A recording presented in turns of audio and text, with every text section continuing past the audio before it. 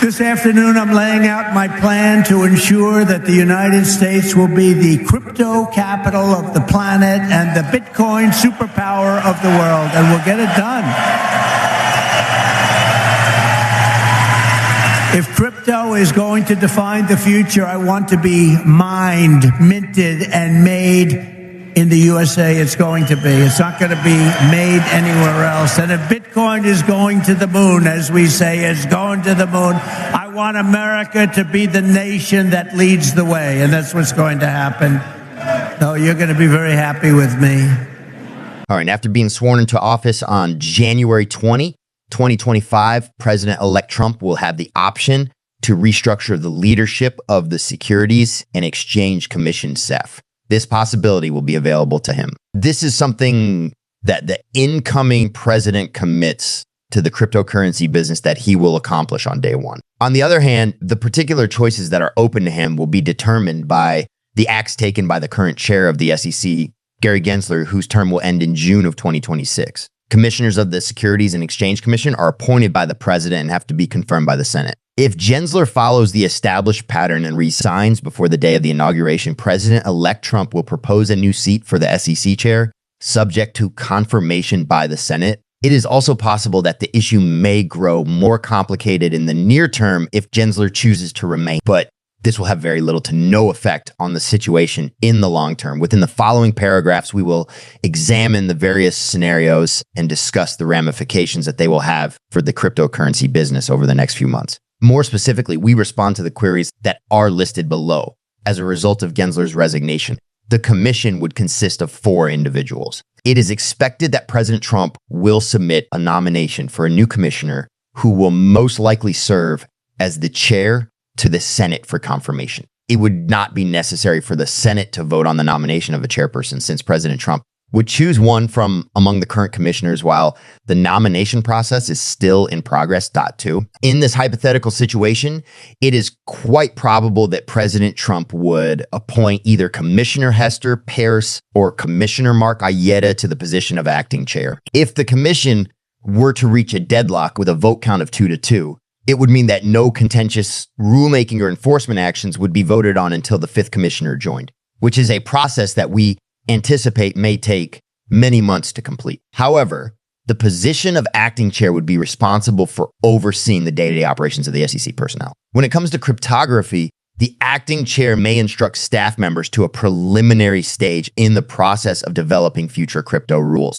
It is important to solicit feedback from the public through either formal or informal means. The political procedures involved in nominating a new SEC, the resignation of Chair Gensler, would provide President Trump with the opportunity to fill 2 commissioner positions on the Securities and Exchange Commission, Gensler's commission and Commissioner Caroline Crenshaw's commission. Even though Commissioner Crenshaw's tenure officially ended in June 2024, she is permitted to continue serving until October 2025 unless the Senate appoints a replacement for her. Even though Commissioner Crenshaw, a Democrat, was renominated for a second term under President Biden, her nomination has not been voted on by the current Senate, and it is highly doubtful that it would move forward during the lame duck session. There can be no more than 3 members of the commission who are affiliated with the same political party because the commission is an independent organization. If Gensler decides to step down from his position,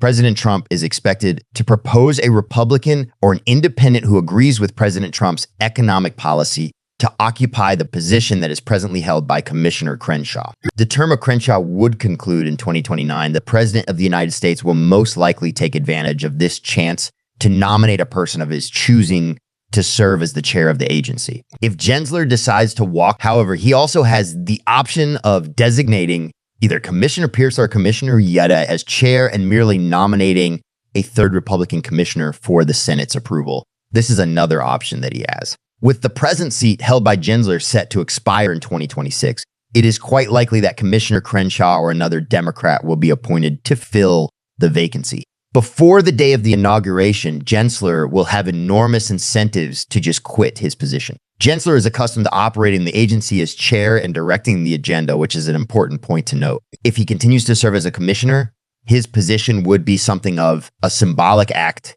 of defiance that would be intended to temporarily slow down the ambitions of the Trump administration. There is no doubt that this new work will be less enjoyable and meaningful for him, particularly because he most certainly has chances for the next stage of his career. Down from his position at the SEC, he will be following in the footsteps of his recent predecessors at the SEC when the White House is altered. Jay Clayton, who had been appointed by Trump, tendered his resignation on December 23, 2020, only moments before President Biden was sworn in. 3, in anticipation of President Trump's inauguration on January 20, 2017, Mary Jo White, who had been appointed by President Obama, tendered her resignation. On January 20, 2009, Christopher Cox, who had been appointed by President Bush, tendered his resignation in advance of President Obama's inauguration. 5, what are the consequences of Gensler's refusal to resign? Even if Gensler chooses to keep his position as a commissioner, President Trump possesses the unquestionable ability to select a new chair of the SEC from among the commissioners who are now serving. According to what was mentioned earlier, President Trump can appoint either Commissioner Hester Peirce or Commissioner Mark Ida to the position of acting chair. When it comes to the commission, however, the acting chair would only be one of 2 votes cast by Republicans. Even though this arrangement, which would involve a majority Democratic commission led by a Republican acting chair, would be odd, in actuality, the eventual result would not be all that dissimilar to the deadlock commission discussion that was previously mentioned. In either of the 2 possible scenarios, the acting chair would not be able to secure a majority of votes to pass rulemaking or enforcement actions that are meaningful. In both of these scenarios, the acting chair would be vested with the ability to direct the staff of the Securities and Exchange Commission. If Gensler continues to be present, it is still possible to accomplish the same probable activities that were outlined in the previous section. The imbalance would probably not persist for a very long time. As was noted above, the termination of Commissioner Crenshaw's term occurred in June of 2024. Therefore, President Trump can use this seat to propose a new candidate for the position SEC chair during the upcoming Congress. If this candidate is confirmed by the Senate, they would join Commissioners Peirce and Uyeda in forming a new majority. It should be brought to your attention that the term of Commissioner Peirce will end in June 2025. Although the Senate has historically attempted to pair votes on Democrat and Republican set commissioners, recent experience has led to a shift away from such a pattern. The timing of this situation suggests that Commissioner Peirce's seat will most likely be dealt with later in 2025 or before the election in 2026 at the very latest. Am I able to fire Gensler, President Trump? To reiterate what was stated earlier, the information that has been provided is not intended to be trading advice. There is no responsibility for any investments that are made based on the information that is provided on this page. Before making any decision about investments, we strongly advise conducting independent research and consulting with a knowledgeable professional.